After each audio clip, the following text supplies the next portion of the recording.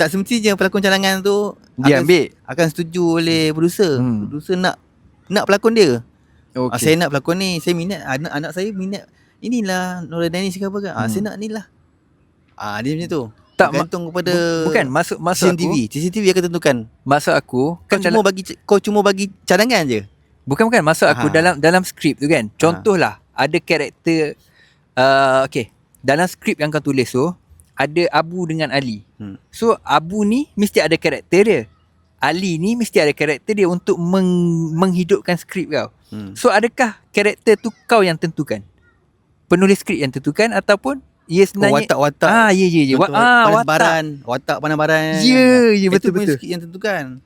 Kalau pelakon cadangan sama juga penulis skrip tentukan juga. Tapi yang tu siapa pilih-pilih tu producer lah. Bukan producer. CCTV. Okay. Bukan producer. Okay. Producer on je. Okay, faham.